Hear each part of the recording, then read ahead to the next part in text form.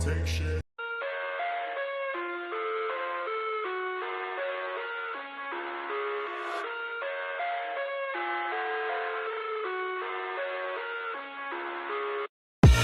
I live inside my own world of make-believe. Kids screaming in the cradles, profanities. I see the world through ice covered in ink and bleach. Cross out the ones who heard my cries and watched me weep. I love everything. Fire spreading all around my room. My world's so bright, it's hard to breathe, but that's alright. Hush.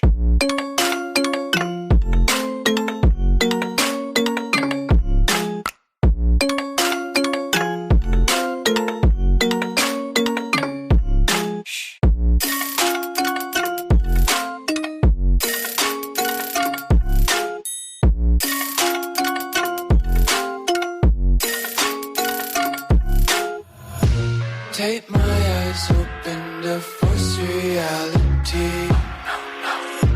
Why can't you just let me eat my way to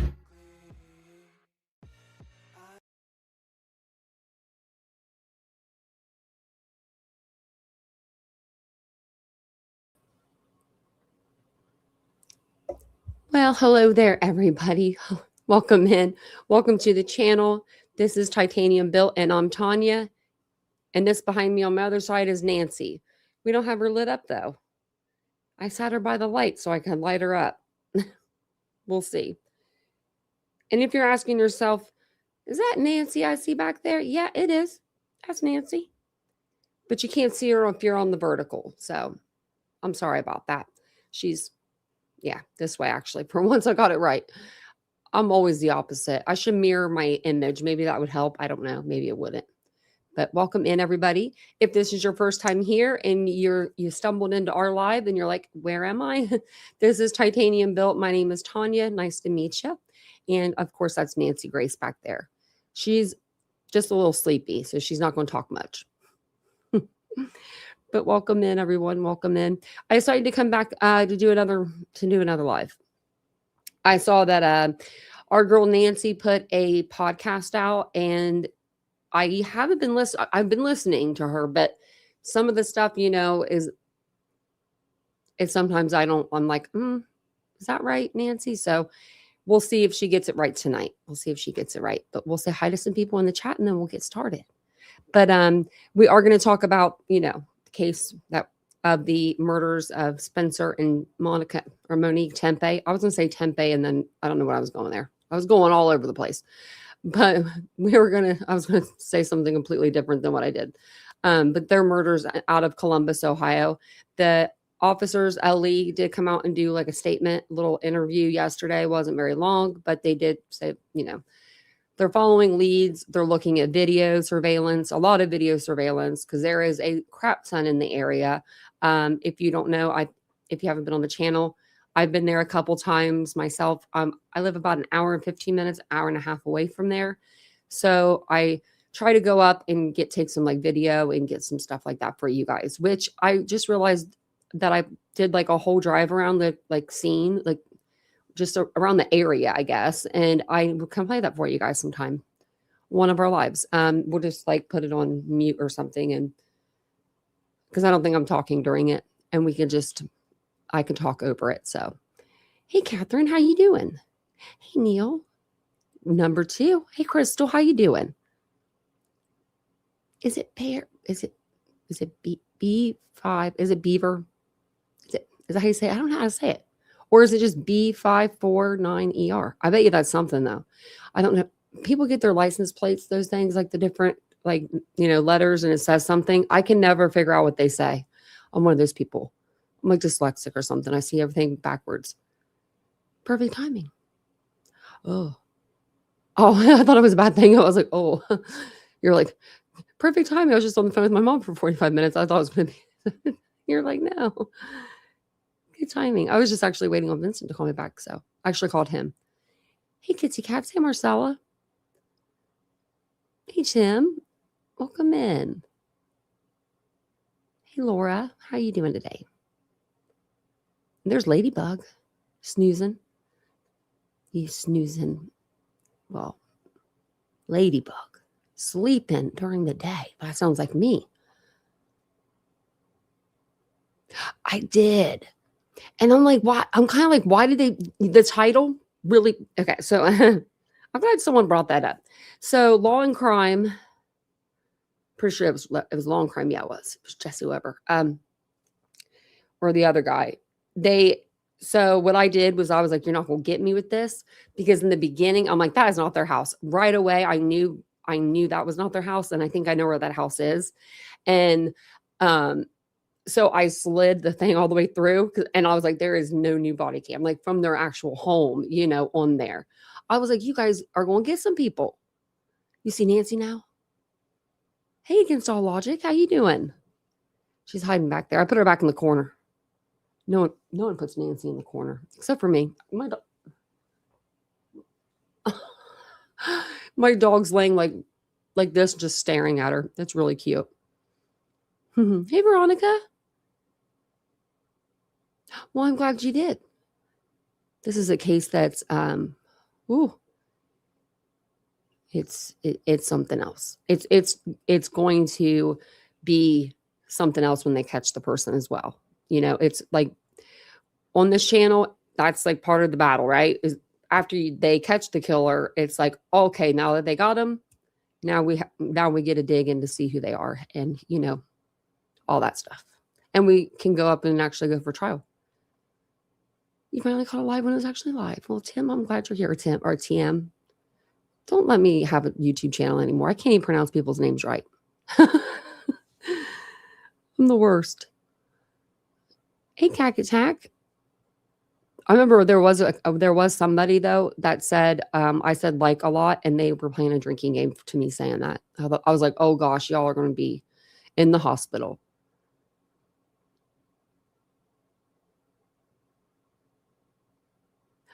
Oh,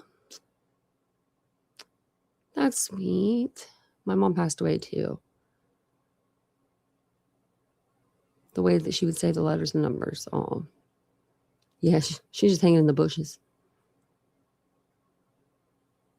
You make the muddy buddies, yeah. They sound like you'll want some later. I'm always like, for sure you should do that. Every time someone's like, I don't know if I should do this, I'm like, you should. So don't ask me, because I'm going to tell you to do it. But we are going to talk about Spencer and Monique Tepe tonight. Like I said, I've been up there a couple times. We walked around the whole block a couple different times. There's a few different ways that the person of interest, if the person that's on camera, that's seen on camera, if that's the person that did this, there's a few different ways he could have got to that spot. But there's not like a whole lot, right? There's probably only like 3 or 4 like roads. So to me, they would have to get him on camera somewhere.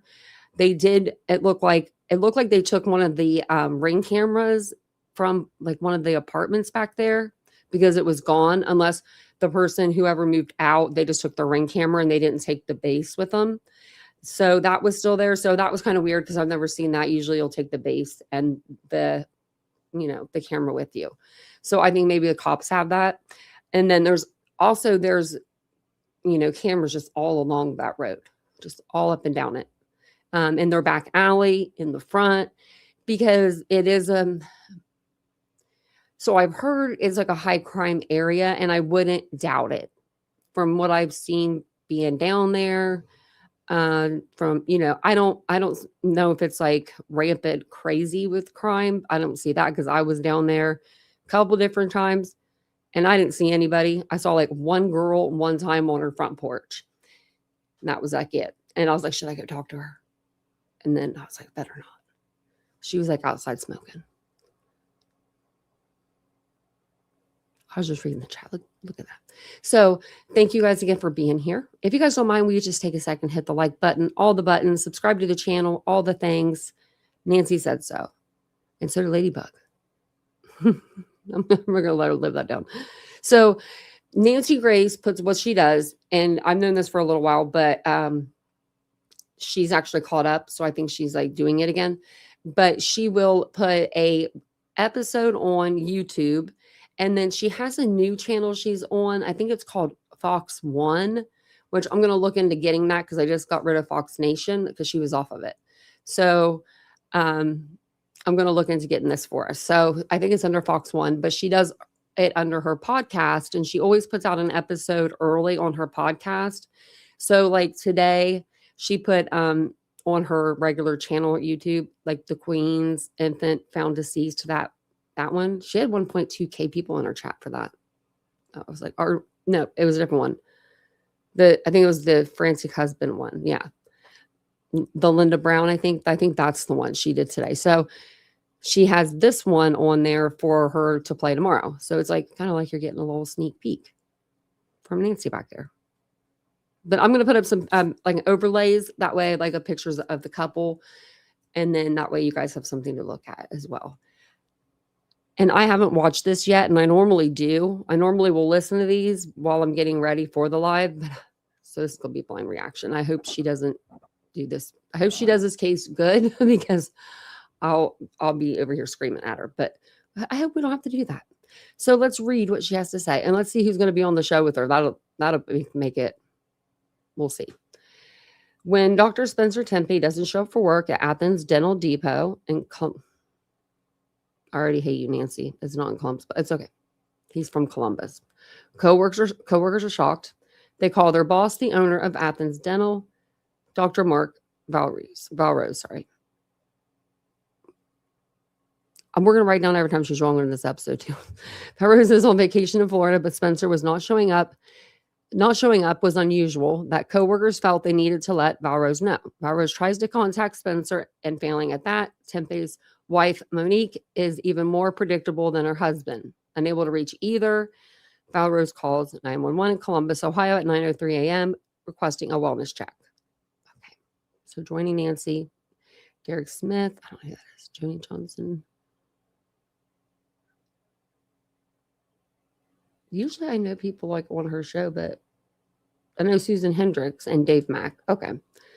And Dave Mack's the guy that sounds like the robot. So I'm going to put overlays over this. That way you guys have something to look at and it's not just like this black screen. But we're going to go ahead and play it. And I'm going to turn it down because a little bit because there's going to be a commercial, I bet you, in the beginning. I should have had that ready for you.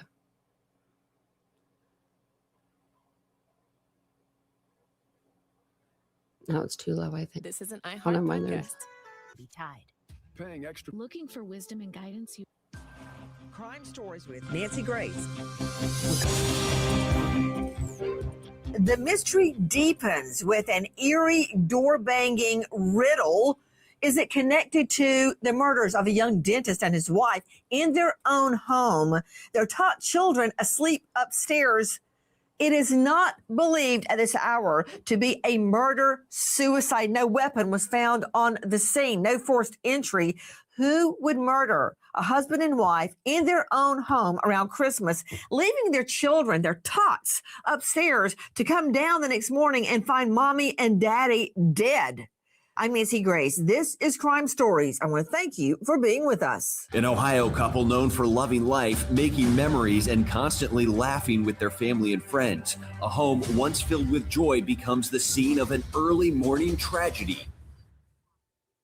What happened to a young dentist and his wife, both found dead in their home? Joining me, an all-star panel.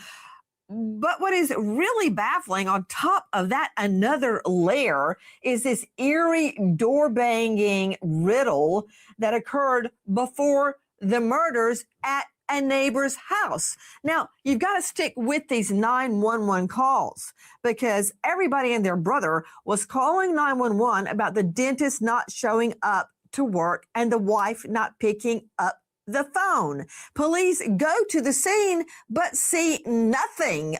Listen. Yes, I would like to ask for a wellness check on an individual at their home. This individual, Spencer, works with me, and he did not show up to work this morning, and we cannot get a hold of him or his family. He is always on time, and he would contact us if there was any issues whatsoever. And I just don't know how else to say this. Like, we're very, very concerned because this is very out of character. And we can't get in touch with his wife, which is probably the more concerning thing. When Dr. Spencer Tepe doesn't show up for work at Athens Dental Depot in Columbus, Ohio, coworkers are so shocked, they call their boss, the owner of Athens Dental, Dr. Mark Valrose. Valrose is on vacation in Florida, but Spencer not showing up is so unusual. Coworkers felt the need to let Valrose know. Valrose tries to contact Spencer, and failing at that, Tepe's wife, Monique, as she's even more predictable than her husband. Unable to reach either Tepe, Valrose calls 911 in Columbus, Ohio at 9:03 a.m. requesting a wellness check. So immediately, the 911 calls start pouring in where coworkers are asking for a welfare check. And let me tell you, I'm extremely put off by the 911 dispatcher. You're going to hear that in a moment. So the call's pouring in. Here's another one. What's the emergency there? Our boss did not report to work. We haven't been able to get a hold of him for 3 hours. We are on site and we can hear. Okay, I just talked to somebody there. Okay, I'm just making sure somebody called. Okay, like right then and there. Bitch, what'd you say to me? That's what I'd say if I was that girl. That poor girl. You know, she was like, I was just trying. No, not me. I'd have been like, what? No. I'm going to take it back 15 seconds so you can hear that. It's pouring in. Here's another one. What's the emergency there? Our boss did not report to work. We haven't been able to get a hold of him for 3 hours. We are on site and we can hear. Okay, I just talked to somebody there. Okay, I'm just making sure somebody called. Live at the Tepe residence at 9:22 a.m. Officers knock on the front door multiple times but get no response. Checking the door and windows, officers see no sign of disturbance. At the back door, officers again knock multiple times, no response. Repeating the process, officers fail to get a response and file the report in their logbook, no response. Straight out to Tom Smith, joining me, former NYPD detective, 30 years, narcotics, robbery, gang, homicide, anti-terrorism task force, now co-star of the Gold Shield podcast. What is wrong with the 911 operator? I mean, that just stopped me in my tracks when I hear that. Yeah, it's very disturbing because she's not taking it seriously, and you should take every call seriously, especially when you have numerous calls about the same thing from different people. That means they're on alert and they're concerned, and she should show that and be getting the proper response to that location quickly and as she possibly can. And she seemed annoyed that she was getting more and more calls about this, which is the complete wrong thing to be doing in a situation like this, Nance. Yeah, you've got someone calling in upset. The woman sounds like she's on the verge of tears, and dispatch says, well, I just talked to somebody about that. Like, what's the woman supposed to do about that? I just find it very off-putting and reminds me of the dispatch officer who needs to be fired in the Koberger case. Listen to this. Tell me exactly what's going on. One of the roommates has passed out, and she was drunk last night and she's not waking up. Okay. Oh, and they saw some man in their house last night. Yeah. Hi, and are you with the patient? Okay, I need someone to keep the phone, stop passing it around. Can I just tell you what happened pretty much? What is going on currently? Is someone passed out right now? I don't really know, but pretty much at 4 a.m. Okay, I need to know what's going on right now if someone is passed out. Can you find that out? That's what I said last night, just like the Idaho call. She cut off Dylan Mortensen. No, they're not passed out, woman. They're all dead. Brian Koberger murdered them. And that's just the tip of the iceberg with that dispatch officer right there that we were just playing in the Koberger case. I've heard it over and over and over again, but that's a whole nother can of worms. Okay, so all these 911 calls are coming in. The dentist hasn't shown up. The dentist hasn't shown up. Why are they that upset about a teeth cleaning or a cavity being filled? Let's listen to more. A coworker of Spencer goes to the Tepe residence and calls 911, explaining Tepe is her boss and they haven't been able to get a hold of him. The caller tries to tell dispatch they can hear kids inside, but the dispatcher talks over the caller, telling her, I just talked to somebody there. The distraught coworker apologizes, saying She was just making sure someone called. Okay, we do have officers responding there. Do you know if he's been ill or anything like that? No, I was just visiting yesterday. Guys, it gets worse. I haven't even gotten to the 2 dead bodies and the children screaming because the 911 dispatch is not taking this seriously with all these calls coming in. Keep listening. What's the emergency there, police or medical? Maybe both, I guess. I don't know. I'm kind of doing the We already wellness. had a call out there. They knocked on the front door and back door multiple times, and there was no answer. You listen to her voice. Oh, if I was that guy, I would be going down to the station and being like, let me see her. Which one is she? I don't care what 911 operator center I had to fly to meet her. Yeah, no answer. I can hear kids inside, and I swear I think I heard one yell, but we can't get in. One of Spencer's friends goes to the Tepe home and calls 911 at 9:57 a.m. Dispatch tells the friend officers have already been to the location and knocked on doors and got no answer. The friend says, yeah, no answer. I can hear kids inside, and I think I heard one yell, explaining how he hasn't been able to get inside the house. Straight out to investigative reporter, journalist, author of Down the Hill, My Descent into the Double Murder in Delphi. You know her well, Susan Hendricks. Susan, thank you for being with us. So I'm not sure. I'm just playing a selection of 911 calls to dispatch. Who's getting more and more PO'd. That's a Latin phrase from law school. And they're like, we sent somebody, and they left. Nobody answered. But then you've got neighbors and coworkers now all walking around the house, and they hear a child screaming inside, and the dispatch officer was just too busy doing her nails. Absolutely, Nancy. You could hear it in her voice and her pauses. This is the house that the cop went to right here. This is down the road from them. I bet if I check my video, we have me walking by it. But yeah, this is down the road from them. I'm like 99% sure. And I was pretty good at knowing where the other stuff was. So, but yeah, I wanted to tell you guys that. And I was listening to all the 911 calls. Sorry, it's blurry. And she's thinking, he's just late for work. She has a preconceived notion about what's going on here. But the first call is what is a bit odd to me. It came in around 8:58. The office opens at 8 a.m. Spencer lives about 73 miles from work. So if you put the timeline together, he's less than an hour late to work, and someone's calling 911 for a wellness check? To me, that stands out. It truly does. Well, he's a dentist. He's probably got patients sitting there going, where's Dr. Spencer? Or maybe he goes by Dr. Tepe. I don't know which one he used, but they're probably like, hello, where's he at? Wait a minute. Susan Hendricks. It would be like me going to court. Yeah, court starts at 9:00, but I've got to get together 150 brand new files for arraignment, plea deals, you name it, have everything ready before I walk in that courtroom. So I wouldn't expect him to just run in the door wearing a cape and having a drill in his hand. I would imagine that is based on him typically getting there before the first appointment. What do you think about that? Absolutely. But during that first call, it's the boss in Florida. Why didn't he think, I don't know, maybe it's a car accident. The roads were icy. He just went straight to wellness check because the 911 officer said, have you heard about anything about an accident? Is there any sort of illness here? Again, an attitude with the 911 operator, no doubt, but also strange to me. And that's based on my experiences. If my sister called and said, you're not here, we called for a wellness check, I'd say, well, calling around to friends instead of the accident. He didn't say, oh, maybe he did get in a car accident. And he also mentioned the wife.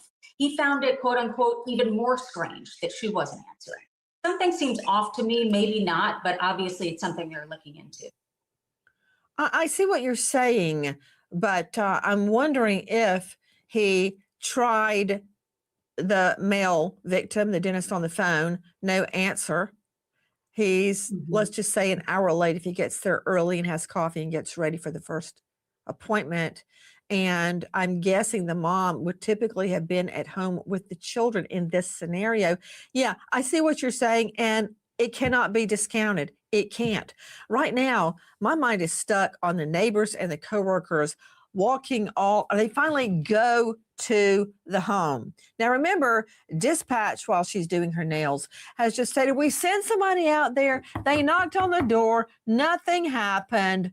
Okay, listen to this. Another friend calls 911 and tells the dispatcher they haven't been able to get into the house, and he thought he heard one of the children yelling.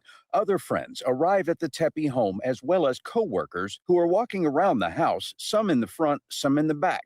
911 dispatch is receiving calls back to back from the same address, each trying to get help for their friends, not knowing others were calling at the same time.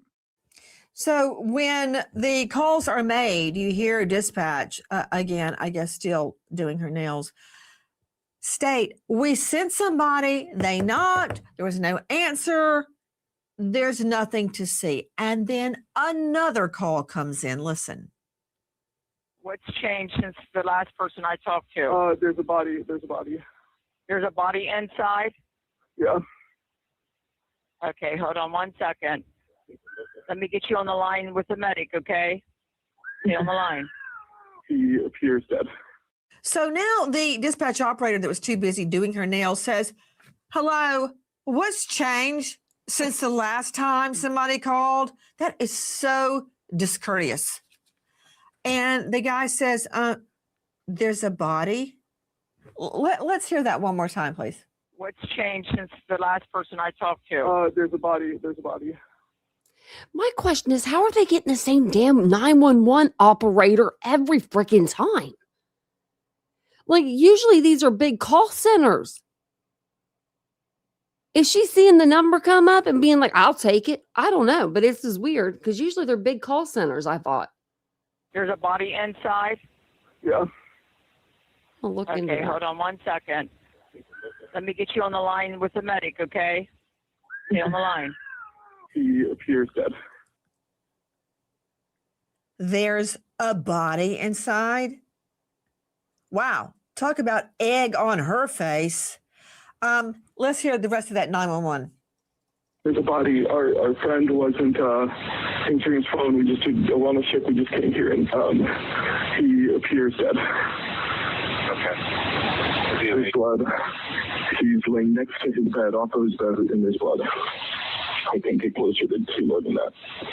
Okay, so you can tell he's obviously not breathing or anything? Yeah. Is it like how to you know, does he look like... It doesn't look puddled, but I can't look.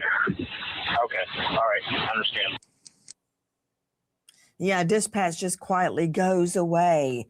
You know, I'm just thinking about what these friends and coworkers go through after they discover a body. I don't know about you, Tom Smith, but I remember the first time I went to a homicide scene. For some reason, it did not affect me, but I've seen rookie cops actually vomit the first time they go to a scene. And here's a civilian. They've been calling and calling and calling, trying to get help, getting poo-pooed by dispatch. And until she asked, well, what's different this time? Yo. And the guy says, there's a dead body. My friend is dead. Okay, really quick. So I'm looking up a few different things. Columbus does have a 911 call center, as a large, dedicated, I guess, 911 call center that serves nearly 1 million residents. I wonder how many employees they got, because how likely is it for you to call in a city and talk to the same dispatcher? Because over here on the AI overview, it says it's quite common to speak with different dispatchers when calling 911 at multiple times for the same incident, as dispatchers route calls to available operators and might not get the same person unless it's a very small center, which this isn't it. So what was she saying? Oh, got it. Boop. Hello. What now? Like, I don't know. I need to look more into that, but this is real weird to me. And then she quietly just disappears off the call. That's a shock. That is a shock to see a dead body for the first time to many people, much less someone you work with. Oh, absolutely. It's as traumatic as you can get, especially when they're already stressed out about what might be going on with these two. Now you add on actually finding, him initially and him being dead. Not only it is a traumatic scene to see a dead body, but like you said, Nancy, it is their friend that they were worried about. So all their just nightmares just came true in one instance. To Dr. Priya Banerjee joining us, special guest board certified forensic pathologist, anatomic pathologist at Anchor Forensic Pathology Consulting. Dr. Priya, thank you for being with us. Why does the medic ask a civilian friend, is it like puddles? Does he look like? Why is he asking a civilian that? I think just to try to get some sense of what's going on. It's such a shock. And I just want to address your point. You and I have both seen deceased people, but when you are a lay person and then it's your friend, I think it's abhorrent to say, oh, what's different now? I mean, that's just shocking. And I think from a first responder perspective, it's just trying to assess the situation. Like, is he breathing? Is it, how much blood is there? How much, how long have they been dead? Basically, how much blood is it clotted? I think anything to give them some information. Joining us now, Derek Smith, veteran criminal defense attorney. You can find him at dwsmithlegal.com. Derek, I have found that playing a 911 call is more probative, more convincing than any argument a prosecutor or a defense attorney can make. Of course, now, I don't know why we're even talking about a jury. We don't even have the ID of the perp, although I'm about to show you video of a male figure walking in the area at that time. And then there's that eerie door banging mystery. What do you make of the 911 call? How hard is it to get that into evidence? Oh, 911 calls are typical in the majority of criminal defense cases, unless it's a traffic stop.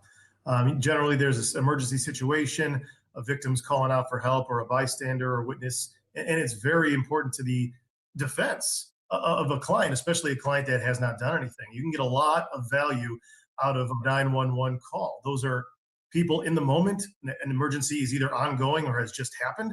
A crime has just occurred. What they're saying is, in evidentiary terms, is an excited utterance. So in evidentiary terms, those are allowed into evidence because it's something that's happening right now in the heat of the moment, and we get that into evidence to either prove or disprove any kind of an allegation. Just like in the Idaho 4 case. And in this situation, there's multiple 911 calls. There's a lot of probative value in these calls, Nancy. Guys, we're showing you video of the wedding of the two victims. They were just about to celebrate their 5-year anniversary. Listen. At 10:11 a.m., police officers are back at the Tepe residence, securing the crime scene. 2 adult victims suffering apparent gunshot wounds are located, and medic personnel pronounced Spencer and Monique Tepe dead. Minutes after arriving on scene, 3 bullet casings are found, but no gun is immediately located. The couple has 2 children, ages 4 and 1, who are found unharmed. That video is from Rob Misla on YouTube. Straight back out to Susan Hendricks, investigative reporter and author. Tell me about the wounds to the bodies. It's going to tell me a lot. Nancy, the murder weapon was a gun. Spencer was shot twice, Monique once. Does that mean that Spencer was the target? I'm sure investigators are looking into that. I want to say something about that. Sorry, just really quick, because I forgot to bring this up and I've heard them say this a lot. Just in my opinion, if Spencer was shot twice and Monique was shot once, that doesn't necessarily make him the target in my mind. It just means to me that maybe that person was making sure that that they killed him. I mean, it could have been like boom, boom. That's what I'm thinking. When I think about that, I don't think that they said that he got shot in the, in the head and she got shot in the chest. So I would think that that's where both of the wounds were. So maybe they were just trying to take out the male in the house. Was someone after Spencer, was anyone in his life angry at him, and why? Those are the key questions. I need to know more, though, Susan Hendricks, and you're right. Normally, the victim with the most gunshot wounds is the victim. Although Tom Smith, veteran NYPD, now star of Gold Shields podcast, Tom, it could have been equally likely a scenario of they shoot her, she's the target, and then he comes running in and they shoot him twice because he's the bigger threat.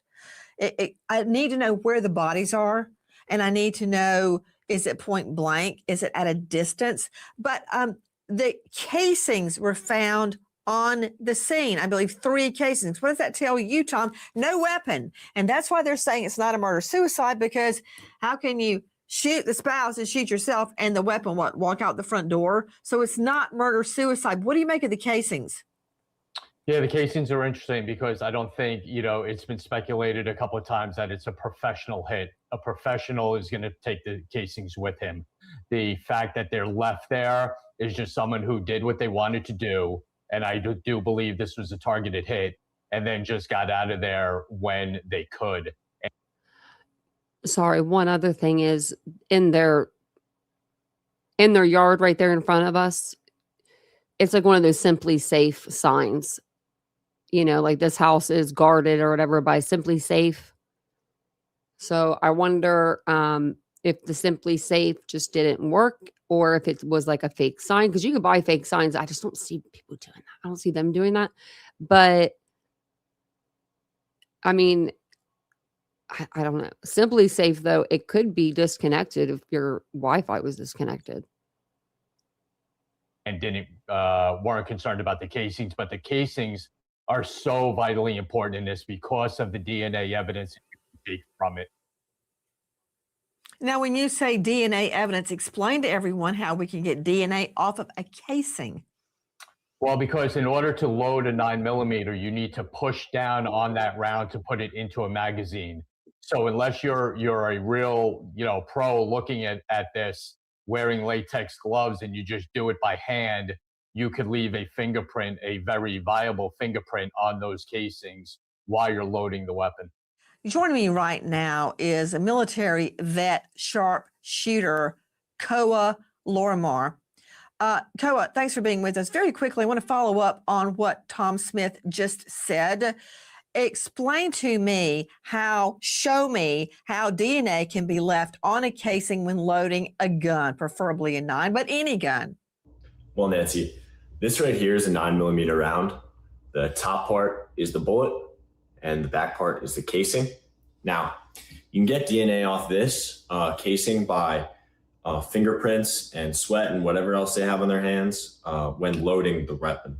So this is how you load magazine right here.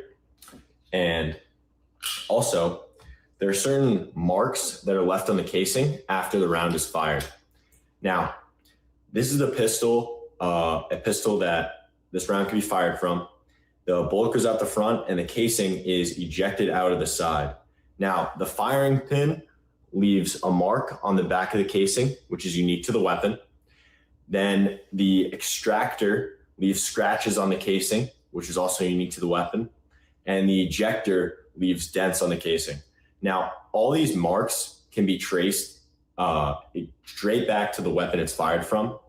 And that could link the suspect to the gun. Can also link the suspect to the casing based on the fingerprints they get off the casing itself. Okay, I see what you're saying, Tom. Thank you, Koa. Man, she was on a roll there. Okay, we're going to fast forward to this. Joni, I heard investigator. A whole lot of nothing compared to what the other hypothesized violent offenders, and she's the author of the different story. Not wide, but tall. And they're one after one after one after one after the next. Okay, never mind. She was talking about this case. Gunshot wounds. What do you plus more? Dr. Joni, investigator. Whole lot of nothing Sorry about that. compared to what the other guys. She usually has long commercials. I guess there was just one. Charge for tire care. That's the BS-free tire guarantee. Only at Midas. Also, to Dr. Joni Johnston joining us, forensic psychologist, private investigator.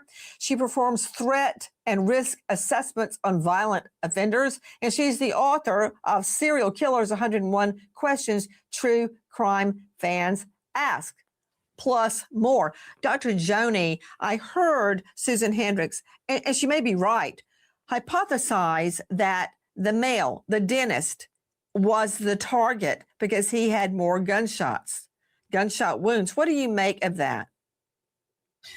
I would agree with what Susan said. I mean, obviously, we don't know many facts about this case, but certainly the different level of violence that was inflicted upon the wife versus the dentist, I think it's probably the most likely possibility at this point. Guys, 2 children in the home, which leads me to who would shoot these 2 dead? It doesn't sound like a pro to me. In the home, in a very congested neighborhood, the houses are like this, up and down, like 2 and 3 story, not wide, but tall. And they're one after one after one after one after the next. So there's got to be a Ring doorbell cam. And I'm going to show you the video of who may be the perp. But listen to this. As investigators begin the search for a killer, they first discover there are no signs of forced entry.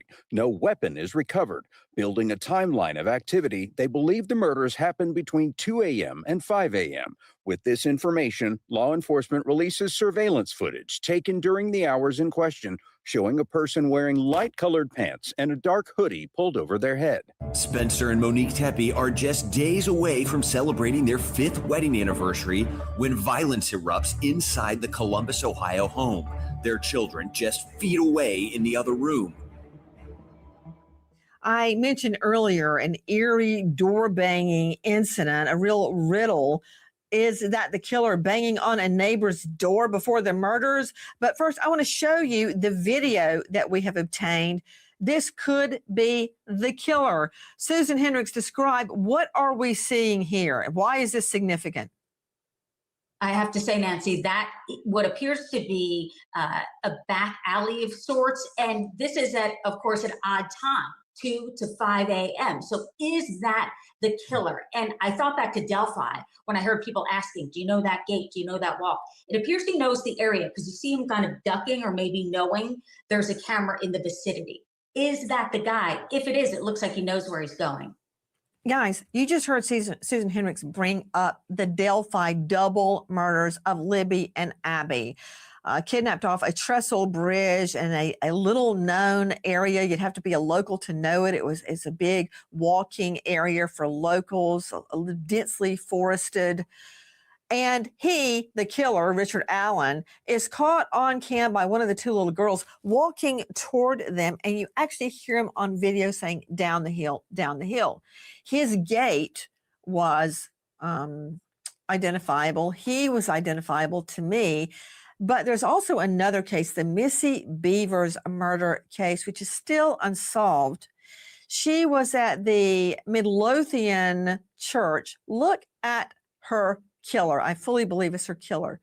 A very odd gait, slew-footed in the left foot. Left foot slew-footed. And when you slow it down, you can see it even more. Very unusual gait. Could the killer be identified by the gait? Let's go back to the case in chief. The dentist and his wife gunned down children upstairs. Let's look at the guy. Again, Dave Mack joining me, Crime Stories investigative reporter. Let's talk about the video. Susan's already told us it was between 2 and 5 a.m. And how does that jive with the time we believe the killings went down? Based on the timeline that police have already created, Nancy, they say that they're talking about 2 a.m. to 5 a.m. as the time that this action took place inside the home. And that timetable we're looking at for the guy walking in the alley is during that time period. I'm curious about the neighborhood. I don't see anybody else walking around between 2 and 5 a.m. See the person walking. It looks like people park their cars as you pull in front of the house. See, on both sides of the street, I see cars parked in front of the homes, like where you put your trash out, right there on the street. They look to be. You don't put your trash out on their street. What's Nancy talking about? Their trash goes in their back alley by their garage. Condos or 2-3 story narrow homes. So Why is he walking up and down in a residential area at 5 o'clock, 2 o'clock a.m.? Does she think the back's I think she thinks the back's the front. Nancy, no, honey, you got to turn yourself around. That's the back. That's the back alley, but that's okay. It's a little tricky. It is a little tricky. Susan, what can you tell me about the neighborhood? I do know that there's only one bar in the area. Oh, it's no, open because Spencer's brother-in-law came out to say, like, hey, let's not jump to any conclusions. Maybe it is the murder, maybe it's not. And there is just one bar. Get the hell out of Susan Hendricks. What are you talking? No, she's not serious. She's not serious. You guys, this is Ohio State campus. What is she talking about? There's no bars. The Short North is right there. I used to Jimmy Jam all through there all the live long days. There's bars everywhere. That's maybe not on 4th. I'm gonna see how many are on 4th. Open at that time. So was he there? I'm sure the investigators are going there to decide. It just seems odd, right? This street looks very different, by the way, Nancy, as you stated, during the day, during normal hours. It appears he knew this route, knew what to do and planned it, in my opinion. So this is a residential area. Who is this guy walking up and down right near the home? It's obviously caught on Ring Cam. Just going to okay. So there's not an exact definitive count, but 4th Street in Columbus, particularly the area near downtown and German Village, is known for having a significant concentration of bars and pubs with popular spots like the original 4th Street Bar and Grill, 4th Street Taproom and Kitchen, and various other taverns and drinking spots. Okay. That's funny. Looks to me like that's what that is. Dave Mack, what can you tell me? Actually, Nancy, the Nest video is captured behind the home. There's an alley. You mentioned how these homes are very close together and going straight up, right? Well, this is actually behind the home. It's in an alleyway. And to what Ms. Hendricks just said a minute ago, somebody walking down that alley between 2 a.m. and 5 a.m. is going to be very familiar with the neighborhood to know where they are and where they're going in that alleyway. That neighborhood video from WSYX-ABC6. I agree with him. I'm so glad you told me that, Dave Mack. I was trying to orient. What am I seeing? Because it doesn't look like the daytime street view. And I lived on an alley like that in Midtown Atlanta while I was a prosecutor. I never went in on the street side. I would always go in on the alley side. And you'd have to know that alley was there. So let me look at that video one more time. To Tom Smith joining me, former NYPD, now star of Gold Shields. What can you glean from this? Yeah, Nancy, there's a couple of things that are very telling in this video. One, I truly believe he knows the area. And here's why. If you look at the last frame of this video, he intentionally gets spooked by something and makes a dramatic change in his walk. He covers his face even more and kind of leans away towards the camera. So, okay, I'm sorry I keep interrupting. I'm going to say about the walk, this is me personally being there and walking the same path that he walked. If he was walking and he hit there's a lot of rocks, big rocks.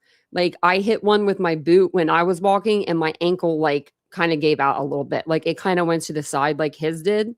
So it could have been he stepped on a rock. I am going to say that. I'm going to throw that out there. Either one of two things happened at that moment.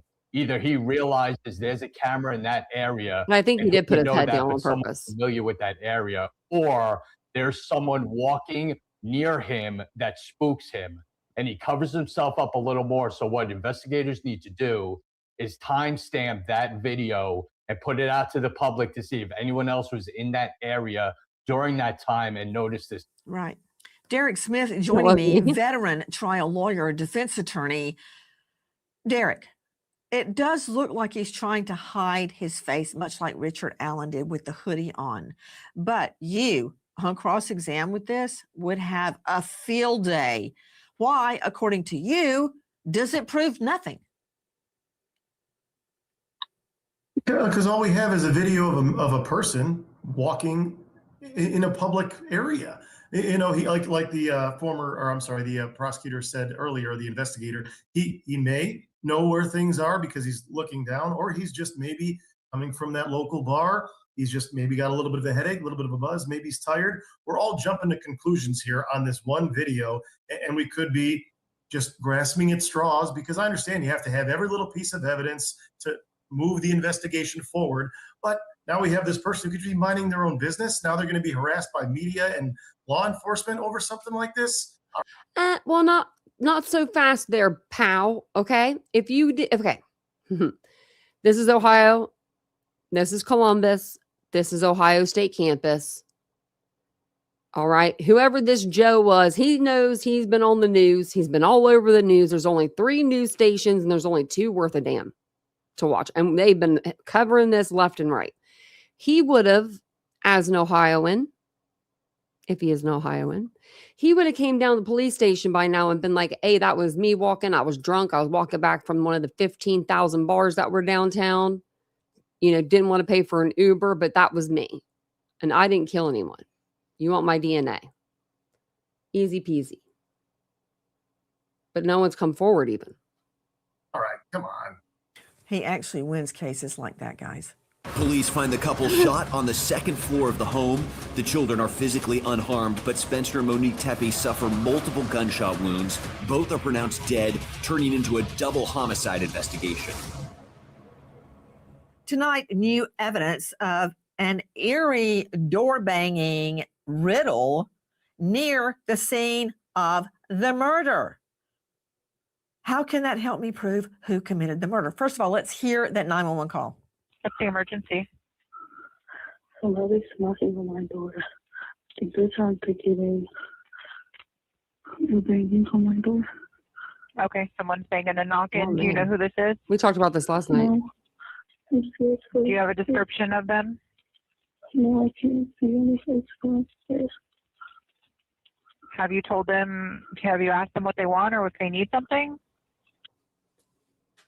Really, lady? This girl sounds terrified to me. That's just me. That's just my opinion. And you're going to ask her.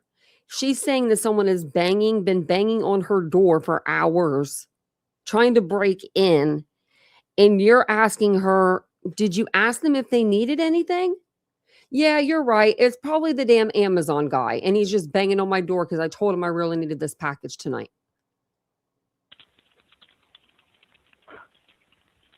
Okay, what's your name? I'm sorry, say it again. Yeah. Does your phone number end in? Yeah. Okay. All right. I've got to send up for someone banging and knocking on the door. If anything escalates or changes, give us a call back and let us know. We'll get officers there as soon as we can. Mm-hmm. All right, bye. Does it never end with these dispatch officers? What does she want the victim to do? Go out and say, hi, come on in. By the way, what's your name? And can I get a good ID on you right now? Completely not helpful. Let's take a listen to what she said very carefully. The woman says, they're smashing on my door. I think they're trying to get in. They're banging on my doors, more than one door. So to you, Susan Hendricks, investigative reporter, what does that tell you? They're going from door to door trying to get in. I have so many questions about these 911 calls. Was that commonplace? Does that play into the attitude? No excuse though on that, but is it connected at all? Did the person who was banging on the door think it was Spencer's house? We don't know right now. You can explain away a lot of things. Can you explain everything away? So the banging on the door is concerning for me, Nancy. It's in that area and it happened just 11 days before the murders. To me, that is frightening. But how many 911 calls come in of that, of someone trying to break and enter? She said she didn't know the person. To me, it feels like, how could it not be connected? But maybe it's not. Well, also, it's 11 days before the dentist and his wife are murdered. It's right down the street from the murder scene. And also, it's around 2:30 a.m. So the comparisons are starting to add up. 2 things coincident. 3 things, there's a pattern. Tom Smith, you've got the same neighborhood, just a few houses down. You've got a little over a week ahead of time. You've got someone going to a female victim's home, trying to get into multiple doors, and it's around the same time frame, between 2 and 5 a.m. That could be probative. What can it tell me? Does that mean that the killer is random, just trying to get into doors? Or is it nothing? But the problem, Nancy, is we'll never know, because why wasn't a car or an officer dispatched to that job to identify that person, to find out who they are, why they're there, why you're banging on his door, and might have prevented, if it is the same person and it is linked, prevented a double homicide. What? I don't understand why the dispatcher just blew it off and said, well, if they come back, call me again. Well, by that time, first of all, it could be too late and she can be dead. So I don't understand. That's true. The whole dispatcher world in that area of just blowing these 911 calls off the way they did. Straight back to Derek Smith, veteran trial lawyer. So, Derek Smith, you've heard the caller dialing 911. I guess you don't think there's any connection between the eerie door banging riddle and the murders? Oh, so you're telling me some people come to this house unexpectedly. There's 911 calls, and now we have a noise next door, and we're going to think that's somehow related to the actual murder that took place. Do we even have any idea when the murder took place? We're talking about a flood of calls that we heard from the 911 dispatch, because, hey, people have already called on this. And then we have people actually going to the residents. Well, yeah, of course, neighbors are going to look out and say, hey, why are all these people here? This is a regular morning. What's going on? And you somehow think there's a connection between that and the murder? Yeah, I'm sorry. That's a stretch there, Nancy. Okay, Derek, I see where you're coming from, but I can't rule it out as being connected yet. Let's take another listen to it. What's the emergency? I will say this. I was looking it up, and there are like 110 or something like that. Between 110, there's call takers and then there's dispatchers. But altogether, there's 110. And they take, where'd it go? Well, shoot, I might have like exited out of it. But they take like 1 million or more calls a year. Like, what? So, I mean, and they do get a lot of calls, but how are you talking to the same person then? Knocking on my door. I think they're trying to get in. You're banging on my door. Here it is. Okay. Okay, I found it. It says, I thought it did. It says that, oh, okay, I'm going to be upset because I just found it. Okay, here it is. The center handles approximately 1.5 million calls and texts annually for nearly 1 million residents, making it Ohio's largest 911 center. So you better revamp your system there, buddy. Someone's banging and knocking. Do you know who this is? No. Do you have a description of them? No, I can't see anything downstairs. Have you asked them what they want or if they need something? What do they think? It's the Kirby guy? Okay, what's your name? I'm sorry, say it again. Yeah. Does your phone number end in? Yeah. Okay. All right. I've got it sent up for someone banging and knocking on the door. If anything escalates or changes, give us a call back and let us know. We'll get officers there as soon as we can. Mm-hmm. All right. Bye. Columbus police respond to a domestic dispute call at the Tepe residence a few months prior. Officers later report the couple tells them no physical violence occurred and that police assistance is no longer needed. Much has been made about a prior, we think, domestic call. What does that mean? That means typically a man and a woman are arguing within a residence and it's coming to blows. Is it connected? It's from this home. It's from the home of the victims. Let's listen to it. Hello? Hi, this is 911. We just got a hang-up call. Is everything okay? This call's crazy to me. Yeah, I'm sorry. I'm okay. Are you sure? Yeah, I'm okay. Sorry.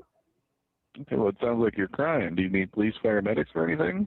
No, I'm okay. I promise. I'm just emotional. I'm okay. I don't need. Okay, can I ask what had you call 911 in the first place? Like, were you having an Me argument with and my somebody? man got into it, but I'm okay. I promise. Did anything ever get physical? No. You guys were just arguing, nobody hit each other? Yes. Okay. All right, man. Well, I have the information here. I can go ahead and tell the officers to cancel heading over to your address there. Yes. If anything changes, call us back. See, in Ohio, that's weird. That's so weird because in Ohio, domestic, violence cases, you go to the house immediately and one of y'all are going to jail. It doesn't matter if she says, oh, it's fine. And he says, oh, it's fine. They're going to look at you and they're going to say which one of y'all is going to jail. This is the first case I've ever seen where they don't do something more than what they did. I mean, this is crazy. Like, I mean, she's clearly saying she's not okay. She's crying. And she even says, like, no, he says, are you okay? She's like, no, I'm not. I mean, yes, I am. Like the way she said, like catches herself. Okay. All right, I'm thank sorry. Finally, a 911 dispatch officer that sounds interested and like they care about what happens. Now, Susan Hendricks, there has been some discussion that that is not the murder victim, Monique. Absolutely. Spencer's brother-in-law, married to Spencer's sister, came out right away and said, if you know Monique, you know it's not her voice. They like to have parties, people over. And it was apparently, he said, a woman who was at that party made the call. I believe he said right outside of that home, but that it wasn't Monique and it had nothing to do with them, and that they had a great marriage. So saying that had nothing to do with them. What could be? Who calls 911 on their boyfriend from a house that they don't feel comfortable at or they don't know the people that well at? Nobody that I would ever know. Because if they don't arrest that guy, she has to go home with him. The person that supposedly is doing this. Do you know what I mean? I don't know. The whole call is weird to me. The motive. Is there a person of interest? Is this domestic relations call connected? Let's hear the call one more time, please. Can I ask what had you call 911 in the first place? Like, were you having an argument with Me and my somebody? man got into it, but I'm okay. I promise. Did anything ever get physical? No. You guys were just arguing, nobody hit each other? Yes. Okay. All right, man. Well, I have the information here. I can go ahead and tell the officers to cancel heading over to your address there. Yes. If anything changes, call us back. Okay. All right, I'm thank sorry.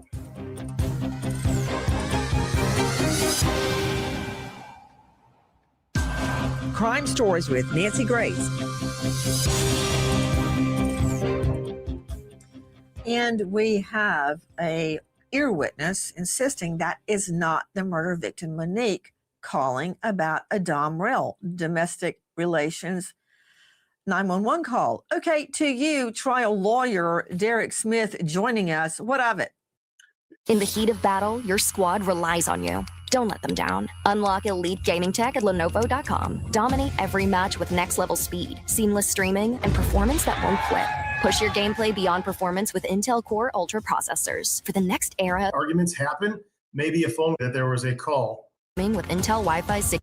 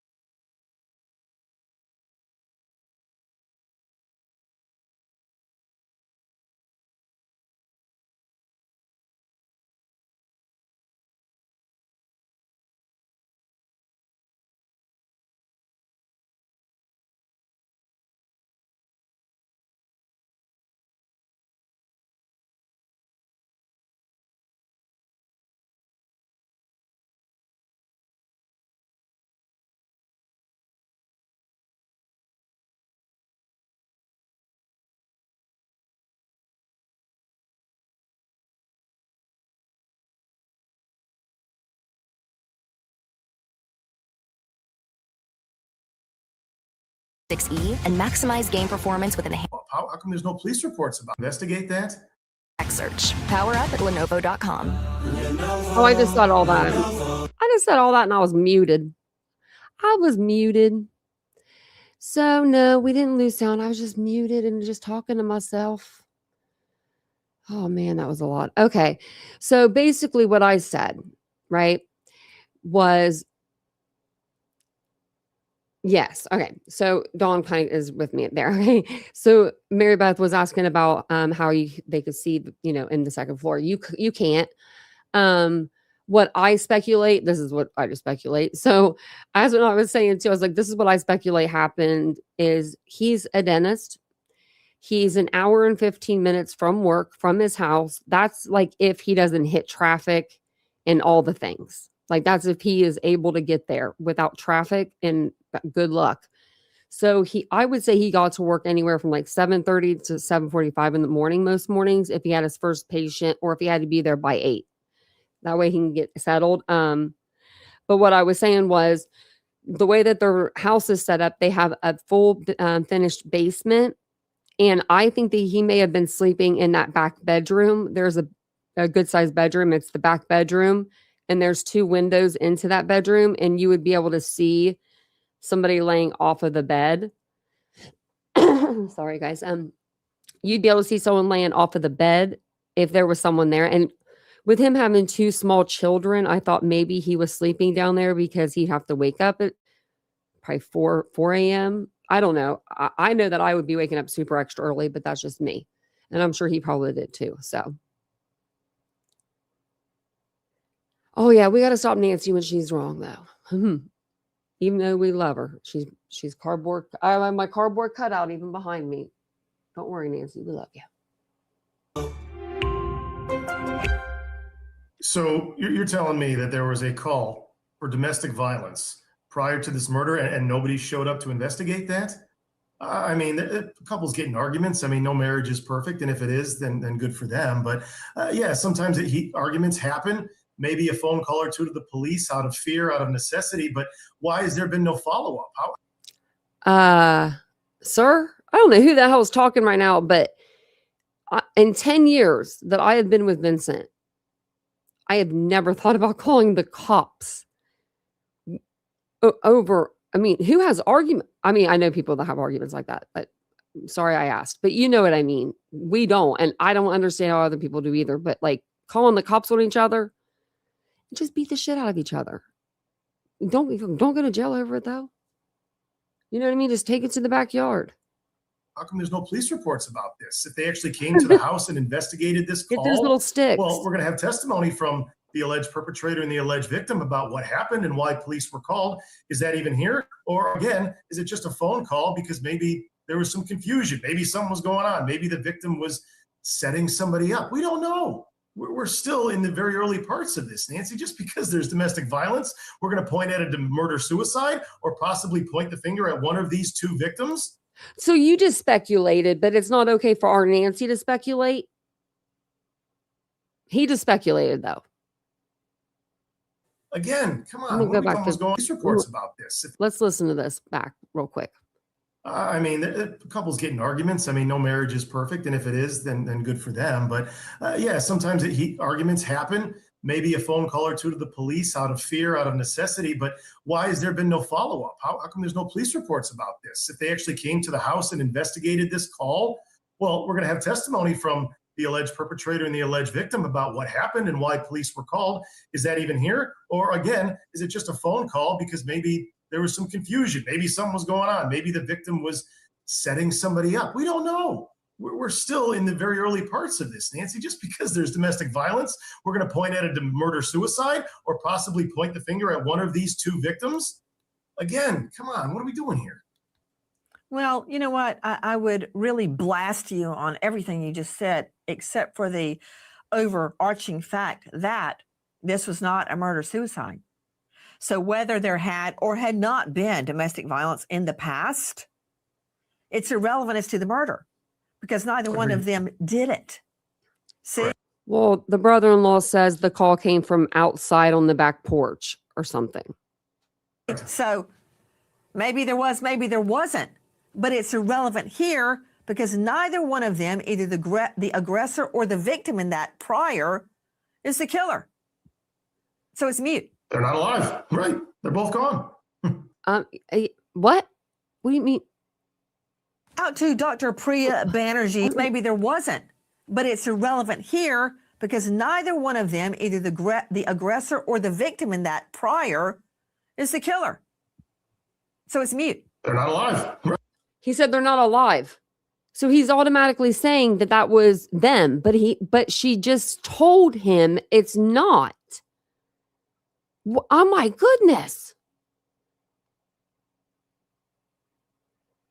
Yeah, at this point, so why is it okay for him? Yeah, and allow Nancy to do it. Tracy thinks for $5. I mean, Nancy's allowed to do it if he's doing it, right?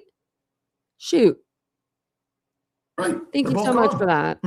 Out to Dr. Priya Banerjee joining us, renowned board-certified forensic pathologist, anatomic pathologist, and at Anchor Forensic Pathology Consulting. Dr. Priya, we're getting nothing, all right? It's going to have to be a Ring doorbell cam. The children, very young, I believe they're 1 and 4 years old. They find their parents dead. Also, another thing, the reason why I think the way I think, that I think that he saw them through a window, because he only talks about Spencer. And for 2, I think that we would have been able to hear the children in the background of that phone call a lot. Like, I think we would have been able to hear them crying. Because, or I think he would have went to whoever that was, they would have went and got the children first, right? They wouldn't have just called the police back and been like, we found a body on the 3rd floor, or technically, I guess, 2nd floor. When they, I don't know, just I would think they would say something different than that. Like, we've got the kids, we got them out of the house, but we found, 2 bodies. Like, where was, just like, I'm just wondering where where Monique was. The neighbors and coworkers hear them screaming from the outside. It's going to have to be forensically solved. Okay. Yes. Let's talk about what we can learn from the bodies. Well, I think it's, going to be the distance determination, how close they were shot. We know that the casings are at the scene. That's really important, right? If it's up close and personal, we get an idea of the caliber of gun that was used, and then, of course, where they're shot and how long it took them to die. The casings are also important at the scene because they're usually ejected back and to the right relative to where the gun was shot from. So that'll give a positioning of the shooter versus the decedents and this, lovely couple that we're seeing. So I think just understanding the dynamic at the scene, and then, really the distance, what was injured and how long it took for them to die is what the autopsy and scene examination are going to together answer for you. Another issue, Tom Smith joining me, former NYPD, now star of Gold Shields podcast. Where in the home were they found? And if anybody on the panel knows, please pipe in. Were they in their beds? Were they up front? We saw the front door. Why would they be up there between 2 and 5 a.m.? Did someone try to come in the home like they did with the neighbor, and they both went to the door and ended up getting shot? What would have been the motivation at 2 o'clock in the morning at best to bam on a door just to shoot somebody that's unconnected to you? That seems far-fetched to me. This seems like it was more targeted. Were they asleep like Rob and Michelle Reiner were? What would you be looking for at the scene, Tom? Yeah, well, we know there's no forced entry, so that is concerning. So they either let themselves in because they knew the passcode, because they've been at that residence before at the numerous parties that this couple had, and it's somebody they know, or they knocked on the door and one of them answered it and they were forced back into their bedroom. So one of those 2 things happened. The entry of just getting in is still unknown, and that's what part of this investigation is going to be. Another telling sign is the children not being harmed and actually the dog who was in the residence not being harmed as well. So I agree with you. This was, in my mind, an absolute targeted hit of one of these two individuals. And it's going to take the background check of both of their pasts, their social media accounts, their relationships, interviews that were done with others of where their relationship stood or past ones is going to be very important with this. And again, that domestic relations call, many believe, is not connected to this couple. They're practically newlyweds and only been together 5 years, a 1-year-old and a 4-year-old, left without either a mother or a father. Spencer and Monique Tepe, now dead. Their children, orphans. Who did this? If you know or think you know anything, please call Columbus Police, 614-645-2228. 614-645-2228. And now we remember an American hero, Deputy Sheriff Justin Mowry, Blount County Sheriff's Tennessee, killed in the line of duty, leaving behind a grieving mother. Can you imagine?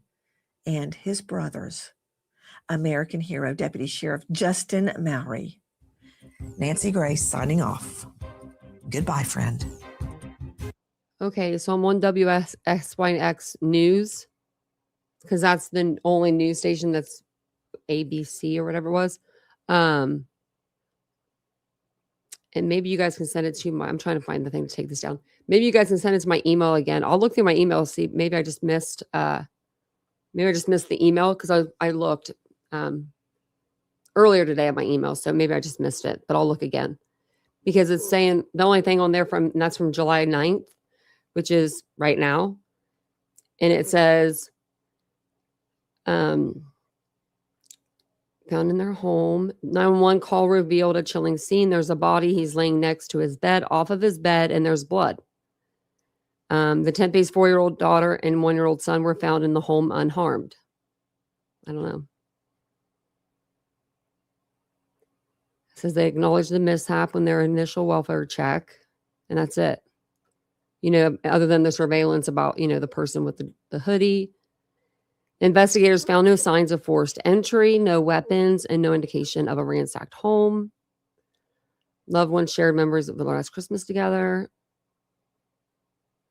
And that's all I see. So wouldn't it be there like that? I don't know. Oh, yep, thank you. Casey knows how to do it in the chat. So where you can make it to where it doesn't boot you or whatever. Yeah, no, yeah, and that's exactly how to do it though. I used to try to explain that to people when I first started my channel, and you just did it perfect. If anyone wants to give their email to anybody in the chat ever, do it like this. In any chat you're in, just don't use any crazy thing. Don't use it all together, right? Because that'll get you booted from the chat. It's nothing that we can do. It's like a Nightbot thing. Like Nightbot will get pissed. Nightbot will straight call you out. Nightbot will say, Casey Marie, stop using links. That's what it'll say. It's kind of funny. But then you just do the name, and then you do the @ and then Gmail, and then do .com, all in 3 different messages.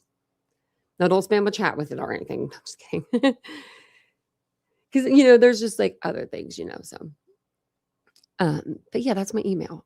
And I checked it earlier, but I might have missed I don't know why my email's weird. It's I can go down to so far, and then it'll be nope, no, not going any further. Today it's letting me. What's this?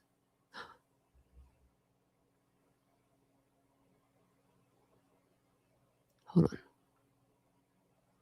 Oh, darn, that's old. I thought that was something new in my email. I thought I got So when I went and got my tooth done, they refunded me some of the money because they didn't use it all. And that's what it was. And it was Ohio State refunded your money. I'm oh, they love me. But they didn't. It was a long time ago. That's sad. And thanks, Laura, for sending it. I appreciate it. I think it's WSYX. I use Channel 6. I didn't watch them as much growing up. So they were the channels where I grew up. I grew up in this small town about 45 minutes south of Columbus. Like if you go up 23, just straight ahead, straight up, that's like Columbus from my hometown. And we didn't have anything in my hometown. So that's where we went, was Columbus, for everything, for just everything we ever did. But I was getting at something for that. I was going to tell you something about my inbox or something. I don't even know. It was something about that. I don't know. But I did grow up in the area. Kind of, that's where we would go like shopping, because we didn't have any good stores. We had like one little strip mall, and it had like a Goodies, if you remember Goodies. Yeah.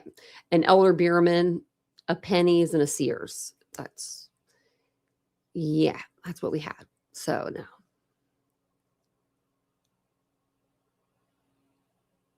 He was actually in the house, long crime. See, that's what, like, some people were saying different things. That's what I mean. Like, it's so weird. All the articles that I've read, it's like, and like if I do AI generated stuff, like, so it'll read it for me, like, which I've been reading hundreds of articles, I feel like. But it's like through the window. And I'm just like, where was he? And I mean, just because it's like, that matters. But you would think that you would hear the kids a lot louder. Right? I don't know. But that one back window would show you a lot. I mean, it would show you that full room. If it had a bed right there, I showed you like the inside of the house where like that window, I've never seen a window cut out in a basement like that.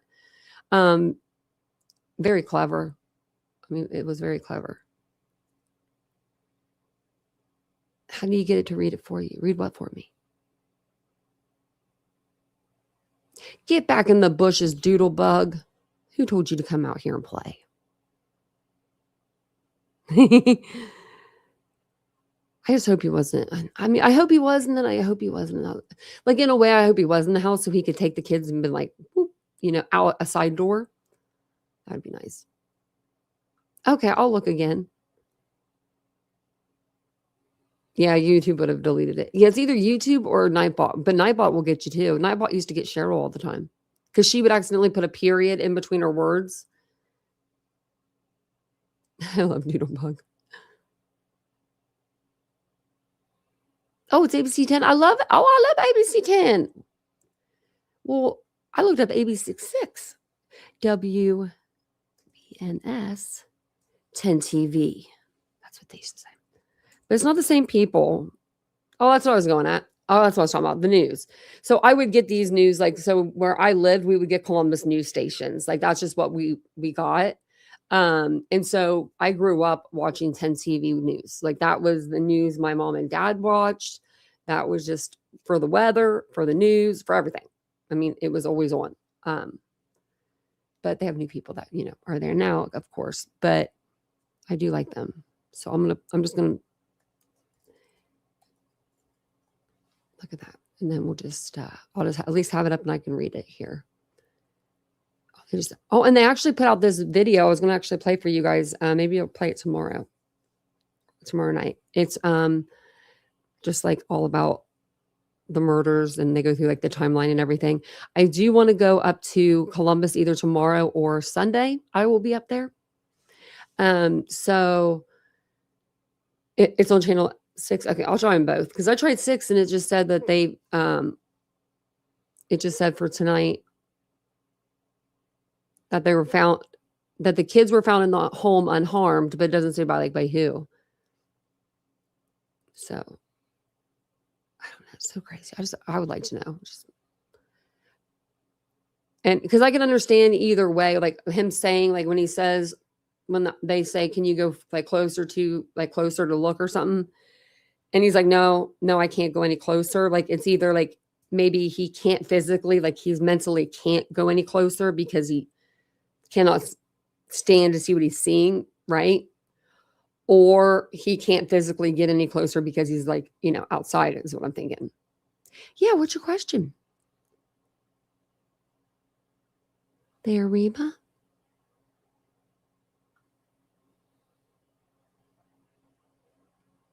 Thanks, guys, for helping me look.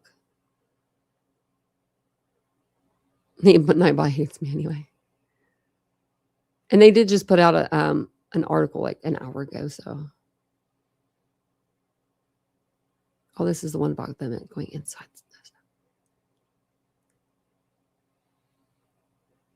It says they were found dead in their home, while their 2 young children were found alive and unharmed. Police quickly ruled out murder-suicide, saying no weapon been found, and there were no signs of forced entry.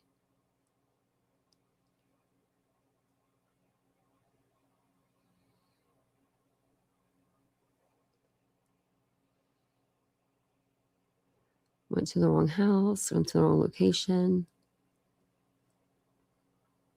Yeah, no, I'll keep looking though. What was the question before I jump off here? Within 3 minutes?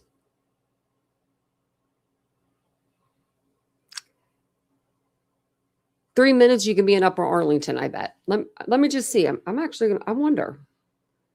Because I used to live in Upper Arlington. That's the rich area.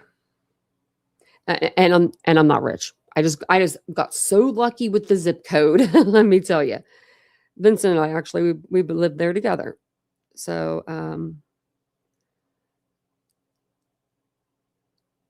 okay.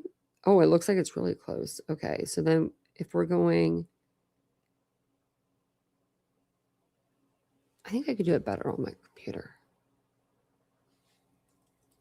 Because I did it earlier and I did it like, I thought I did anyway. Upper Arlington. And we're going to go to 14. Oops, not my location. Okay, so within 7 miles, but within 3 miles, you'd be in the short north, which I think is a really nice area. It has a lot of bars, a lot of art down there, a lot of boutique, kind of like short, like smaller, little smaller buildings. But it's, I'm trying to think like, you can get to Ohio State University within a couple minutes. You can get to the hospital within a couple minutes. I've never felt unsafe when I've been on campus.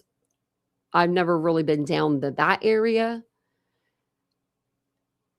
I might not want to walk during the night down there, but during the day, I was all over the place, I was like, whatever. I don't know. Thank you, Deborah. That means a lot. Thank you. Thank you so much. I don't even have makeup on. Thank you so much. Actually, I have a little bit of eye mascara, I think, from this morning.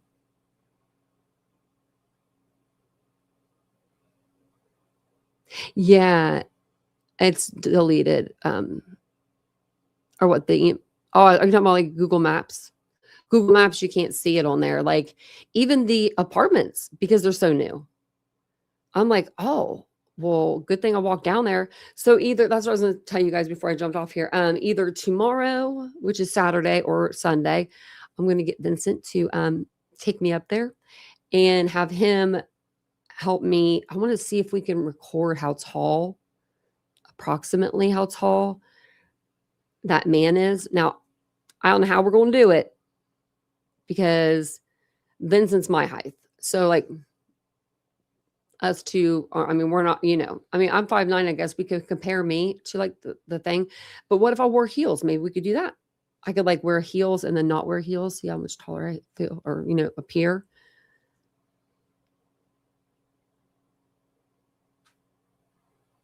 Was one that went inside. I don't know. If the wife had a stalker, maybe. Do you think that, I don't know. It has to be somebody, I feel like it's someone close to him. At first, I wasn't sure. And now I feel like, yeah. But at the same time, although it was very brief, when I walked up to the porch and I saw those guys come out that were moving them, our interaction was brief, but I saw them like throughout the day, just moving stuff. They just seemed like genuinely good people, very heartbroken. like very heartbroken that they lost their friends. Like they were there to help. It was like when they moved out in Idaho, like when they moved out the stuff and you could hear like the snow underneath the reporter's feet because they weren't saying a word. They were just videotaping it, weren't saying a word. They were being so respectful. It was like that. It was just like, and there were so many of them. I thought there was only like 5 guys there. There had to have been probably 15 or more. Other than y'all, I don't know 15 people that would kind of move me out if something happened to me. So they were very loved. And he's the one that Spencer's the one that bought the house.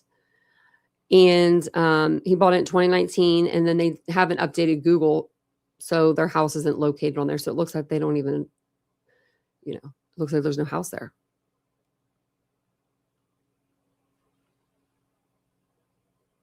Shot more because he was fighting. I thought maybe he was shot more because they wanted to take him out. Like they didn't want him getting up. You know what I mean? Like 9mm.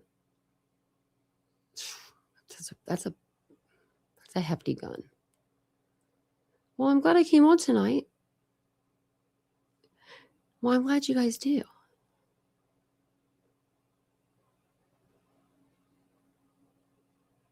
If you have them, yeah.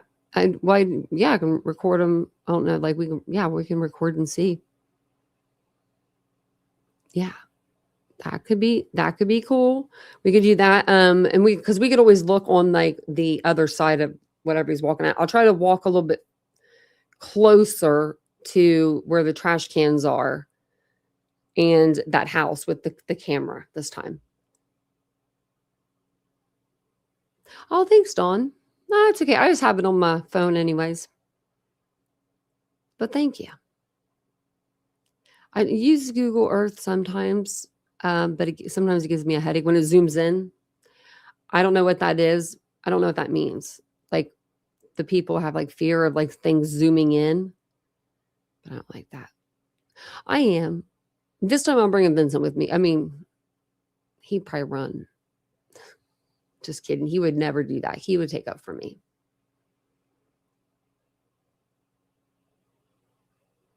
I haven't seen that. No, Deborah. Is it on there? I wonder if it's on Facebook or anything. Thanks, Casey. I appreciate you saying that. I appreciate that. It won't be too bad if Vincent takes me because then I can take a nap on the way back and on the way up there. Usually I'll listen to stuff about the case like on the way up there. But I mean, there's really nothing new coming out now. And then I'll like, film when I get there.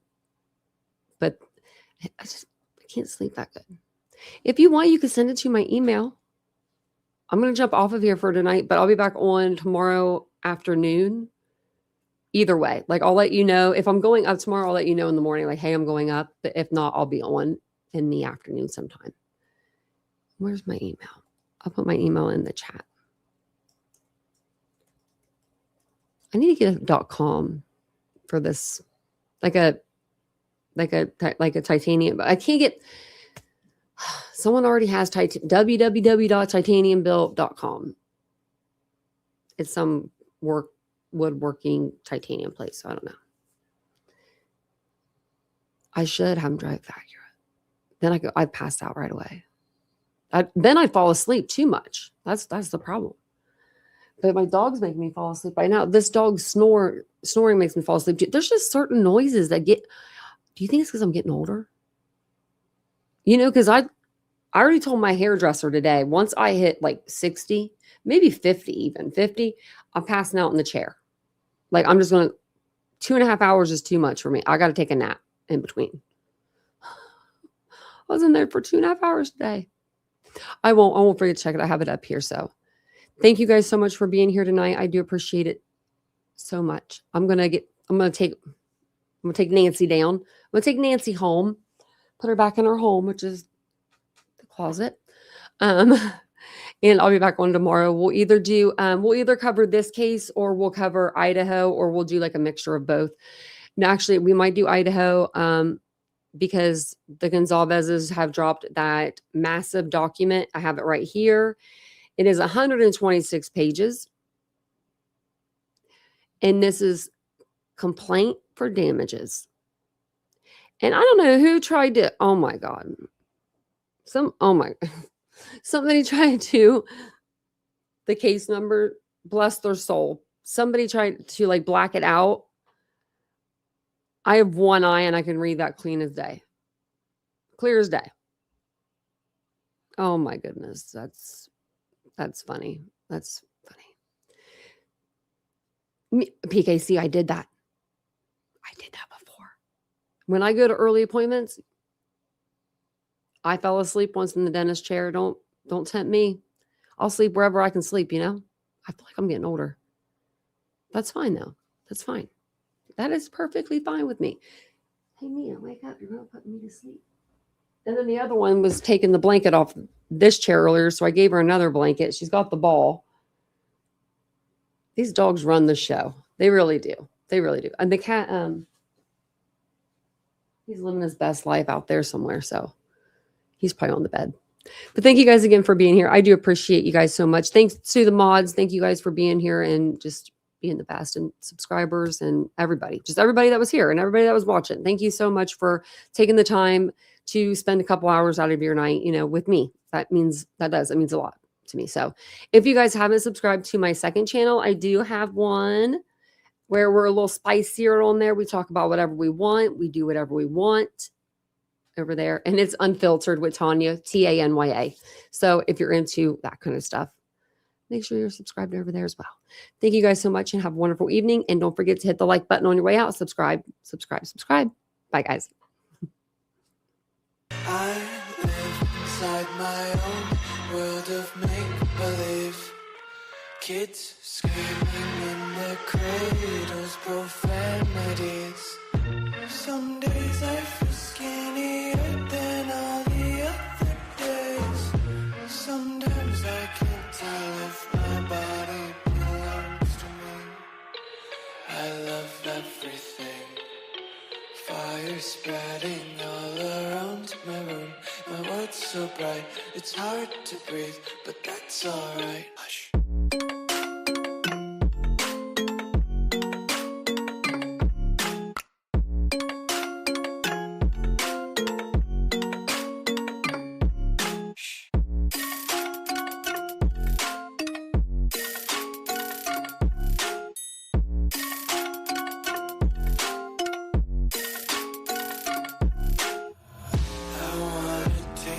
Content, hold your breath and feel the tension. Devils hide behind redemption.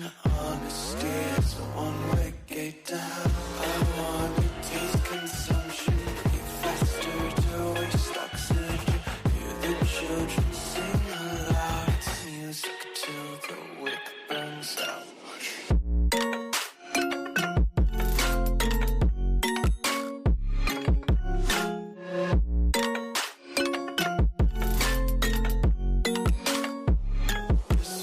Be carefree lately, yeah.